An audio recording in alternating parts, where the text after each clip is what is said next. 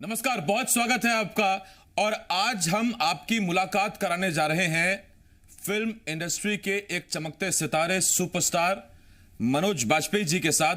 मनोज बाजपेयी जी की एक फिल्म आ रही है, फिल्म का नाम है भोंसले, और इस फिल्म के प्रोड्यूसर संदीप कपूर जी भी हमारे साथ लाइव जुड़ रहे हैं। संदीप कपूर जी, मनोज बाजपेयी जी, आप दोनों का बहुत बहुत स्वागत है। थैंक यू, धन्यवाद, थैंक यू जी।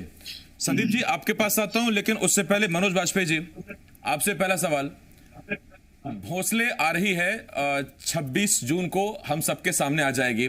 सबसे पहले तुम जानना चाहते हैं फिल्म किस बारे में है, आपका किरदार क्या है, क्योंकि अब तक आपको जनता जानती है भीखू मात्रे के तौर पर, आपको दर्शक जानते हैं योगेंद्र सिंह यादव के तौर पर, इंस्पेक्टर समर प्रताप सिंह के तौर पर, और सरदार सिंह को कौन भूल सकता है। जी, धन्यवाद आपका।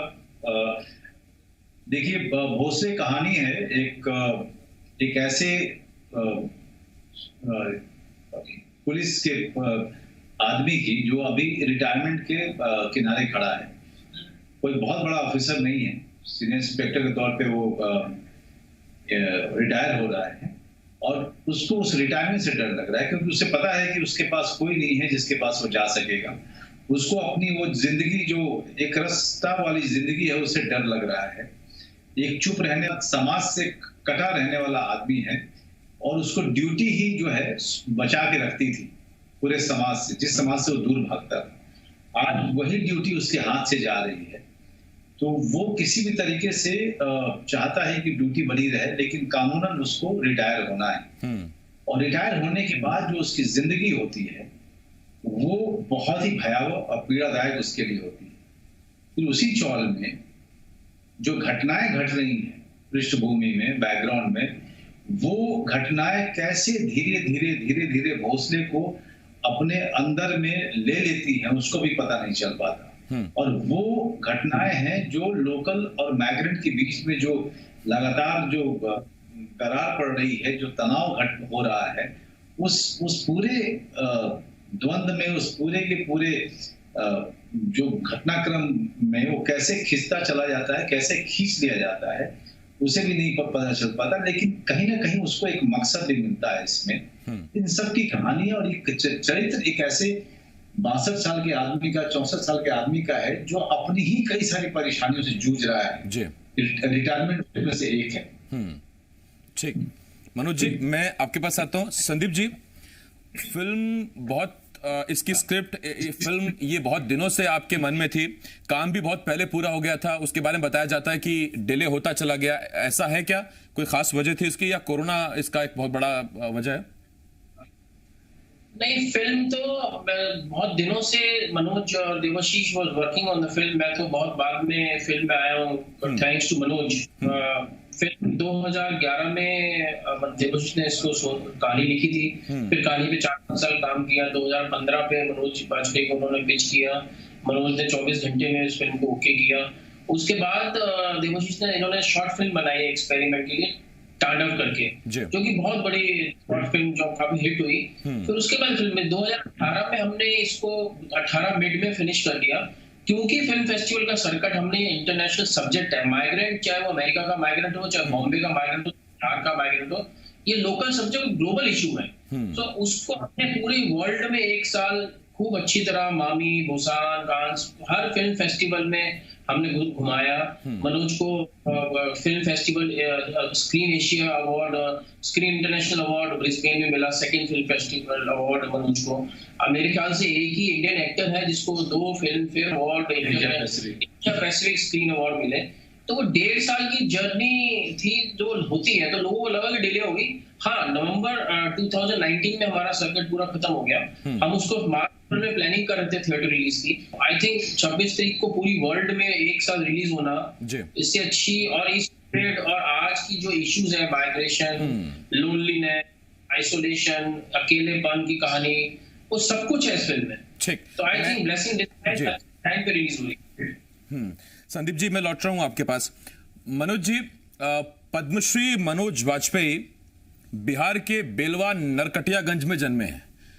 ट्रेलर में हमने देखा कि वहां पर बिहारी और उत्तर प्रदेश उन लोगों को हमने जो अभी तक ट्रेलर देखा, प्रोमो देखा आपका, उसमें उन प्रवासियों को एक युवा ये कहते हुए लताड़ता है, खदेड़ता है कि ये महाराष्ट्र है, मराठी मानुस है। आपका हाथ पकड़कर कहता है, क्यों भोसले काका?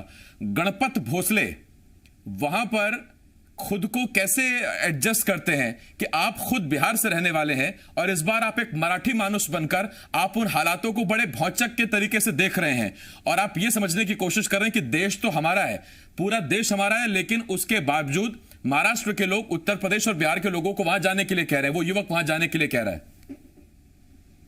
देखिए, जैसा कि संदीप ने कहा कि ये दुनिया भर में ये परेशानी चल रही है कि लोकल्स और माइग्रेंट के बीच में एक बड़ा दुराभाव हो चुका है।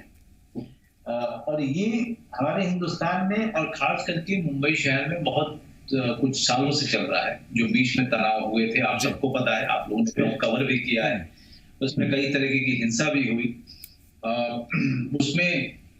लेकिन उसमें ये कहना कि एक विलन था और एक हीरो था, बात उसकी नहीं। बात है दो इंसानों के बीच में, दो इंसानों के समुदाय के बीच में आपस में सामंजस्य का नहीं बैठना, आपस में एक दूसरे को शक की निगाह से देखना जी। और एक को लगना कि उसकी जमीन, उसकी संस्कृति को किसी ने हड़प लिया है, दूसरे को ये लगना कि ये जमीन और संस्कृति तो हमारी भी है, तो हमने कैसे हड़प लिया।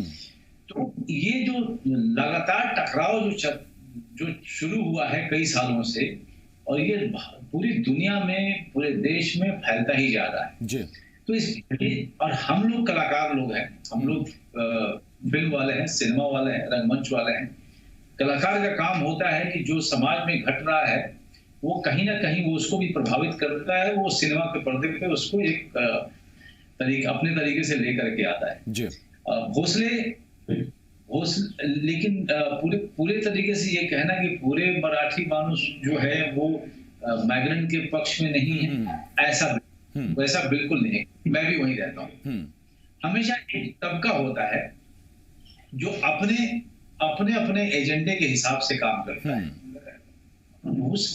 वो एजेंडे में इंसान पिसता है।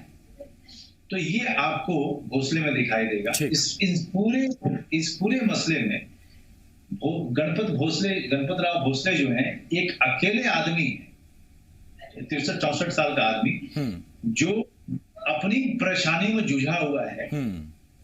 उसको इस हालात से कोई लेना देना नहीं है, लेकिन कैसे वो इस हालात में उसको घसीट लिया जाता है उसे भी नहीं पता चल पाता। वो आपको फिल्म देखने के बाद पता चलेगा।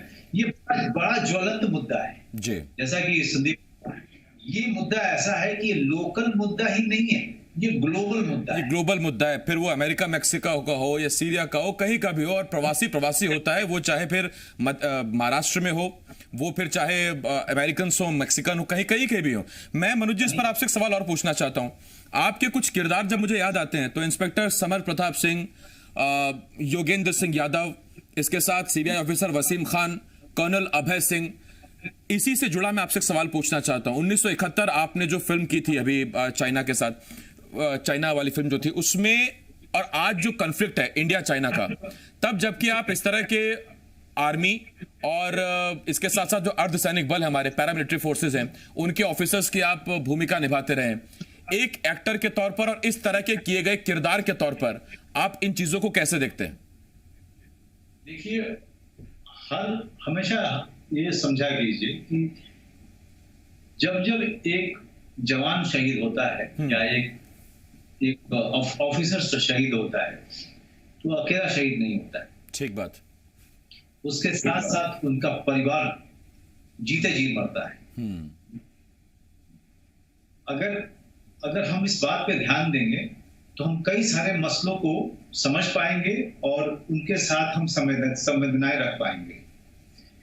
मैं जब भी ये खबर पढ़ता हूं तो मैं इमीडिएट एकदम से अचानक ट्वीट करने के लिए नहीं सोचता। मुझे बहुत शौक होता है, चूंकि मैंने वो रोल निभाए हैं, चूंकि मैंने काफी रिसर्च, काफी उन ऑफिसर्स के साथ, जवानों के साथ मेरा समय बीता है। मैं ऐसे ऐसे घटनाएं उन जवानों से, उन ऑफिसर से सुन चुका हूं कि जब जब ऐसी घटनाएं होती है तो अचानक मेरा दिमाग उस समय पे जाता है, अचानक उनकी बातें, कही हुई बातें मुझे याद आने लगती हैं, और कैसे वो हर पल उनको ऐसा लगता है कि अगले दिन शायद वो घर नहीं जा पाएंगे या उनकी बॉडी जाएगी। इस तरह के तनाव में, इस तरह के सोच के साथ वो हमारे देश की रक्षा करते हैं। ये कोई कम साहस की बात नहीं है। ये कोई आम आदमी का काम नहीं है। जिस तरह का काम हमारी सेना करती है, हमारे जवान करते हैं, हमारे ऑफिसर्स करते हैं, और उन सरहद पे काम करते हैं, जिस सरहद पे लगातार तनाव बना रहता है। कोई भी मिनट गुजरता नहीं है जहां पे तनाव नहीं होता है इन बॉर्डर्स पे, जहां पे बहुत सारे इंटरनेशनल डिस्प्यूट पड़े। तो मेरी सांत्वनाएं, मेरी संवेदनाएं उन सब परिवारों के साथ है जिन्होंने परिवारों के साथ खड़ा है। एक बहुत अहम मुद्दा है मनोज जी, जिस पर मैं आपसे एक सवाल जरूर जानना चाहूंगा। तब जबकि बॉलीवुड का एक उभरता सितारा हाल ही में हमने खो दिया, मैं बात कर रहा हूं सुशांत सिंह राजपूत की। हम जानते हैं कि नेशनल स्कूल ऑफ ड्रामा में जाने, वहां कोर्स करने, कोर्स कंप्लीट करने में आपने कितना स्ट्रगल किया, बच्चा वो चीज जानता है। आपने भी जो स्ट्रगल आज जिस मुकाम पर आप खड़े हैं आपने किया है।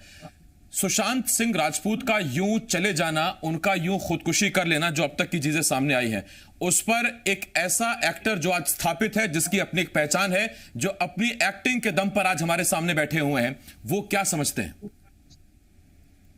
पहली बात तो ये कि आज पूरा देश जानता है कि मैं कितना दुखी और व्यथित हुआ हूं जी सुशांत के चले जाने से। मेरा कोई दोस्त नहीं था वो, मैं को एक्टर था सोन चिड़िया में, और उस दौरान हमने बहुत अच्छे पल गुजारे थे जी। मैं बहुत आदर करता था उसके 34 साल की उम्र में जो उसने हासिल किया था बाहर से आके, और इतना प्रतिभावान थे सुशांत सिंह, सभी जानते हैं। जितने वो ब्रिलियंट थे और जितना नॉलेज, ज्ञान की खोज करते रहते थे, ज्ञान और सूचना की खोज करना, उसे हासिल करना उनका शौक था, और ये सब आज के डेट में जानते हैं।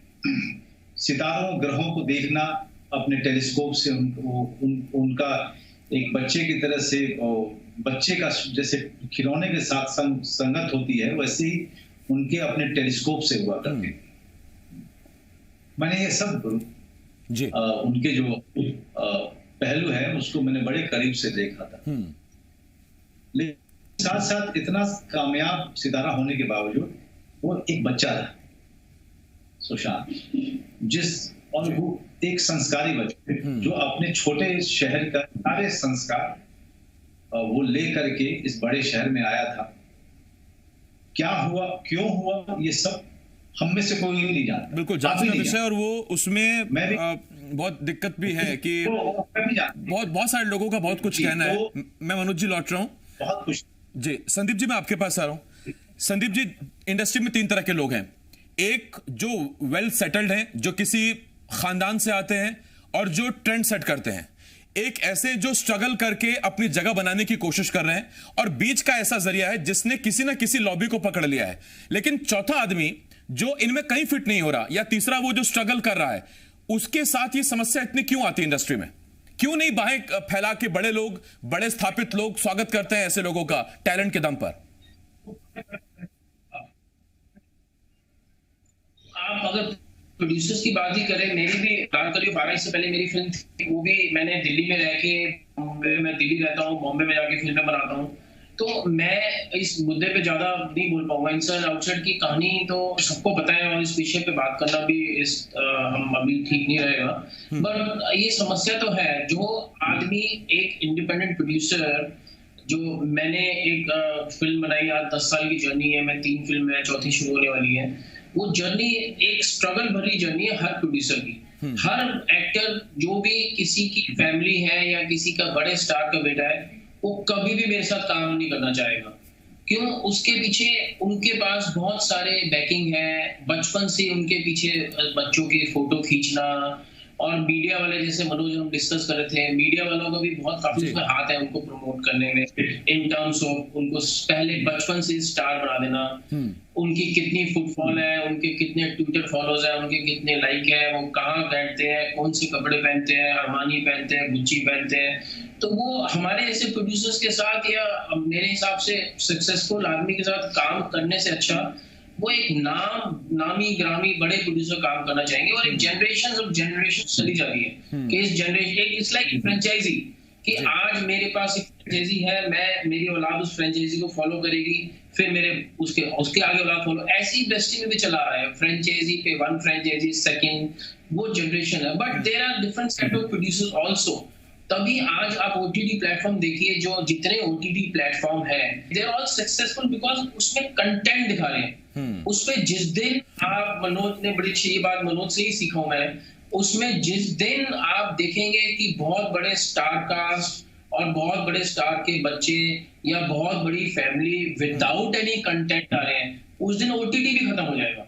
ठीक है, आपने ये इस पर जरूर दर्शक, क्योंकि दर्शक आजकल बहुत समझदार है, वो चीजों को देखता है, उसे कंटेंट चाहिए, उसे कहानी चाहिए, किरदार कोई भी आए अच्छा किरदार निभाए, उसको तारीफ जरूर मिलेगी। वक्त मेरे पास खत्म हो गया, लेकिन मनोज जी मैं बहुत बहुत आपको धन्यवाद देता हूं, संदीप जी आपको भी शुक्रिया कहता हूं, और आपको दोनों को बहुत बहुत शुभकामनाएं आपके फिल्म के लिए, भोंसले के लिए। और